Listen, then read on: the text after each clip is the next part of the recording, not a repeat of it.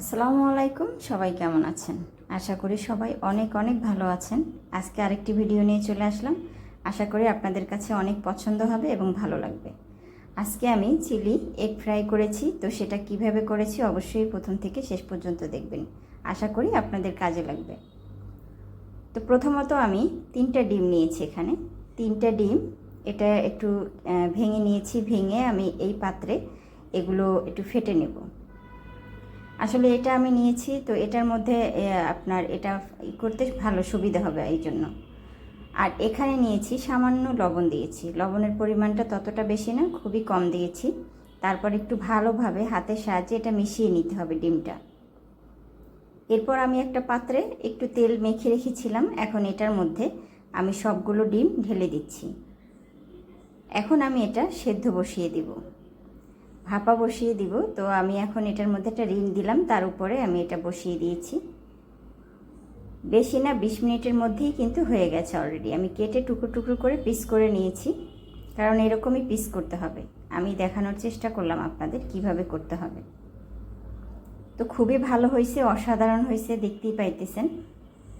আপনারা যদি লোক সংখ্যা বেশি থাকেন তাহলে 3-4টা 4-5টা ডিম নিতে পারেন। তো আমি 3টা ডিম নিয়েছি। 3টা ডিমে মাশাআল্লাহ অনেক হয়েছে।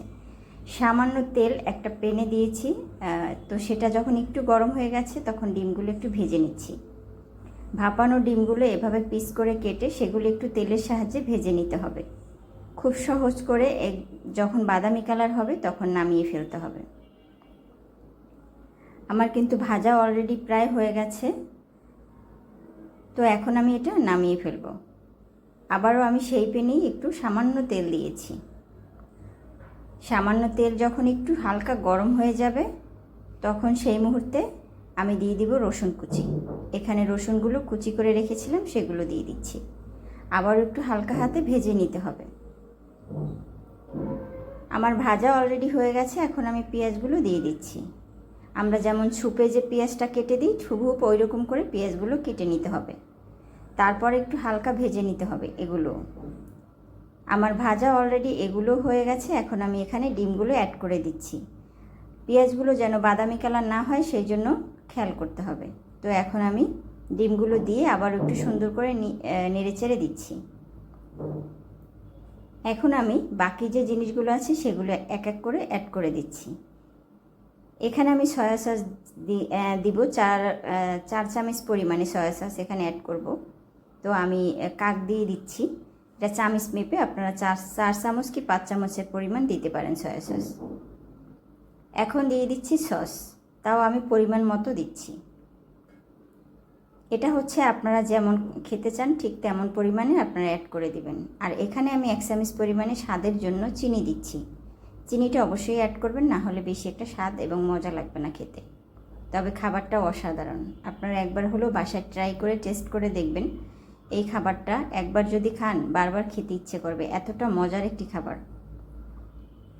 তো এখন আমি খুব সুন্দর করে হালকা আঁচে একটু ভেজে নিব। সুন্দর করে ভাজতে হবে। যখন একটা ঘ্রাণ চলে আসবে তখন আমি নামিয়ে ফেলব। এভাবে নাড়াচাড়া করতে হবে।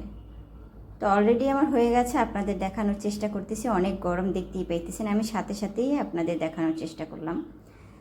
তো আমি এটা চামিচে আমি নিয়ে দেখাচ্ছি কতটা কালার হয়েছে আর কতটা সুন্দর হয়েছে। খেতে তো অসাধারণ ইয়ামি।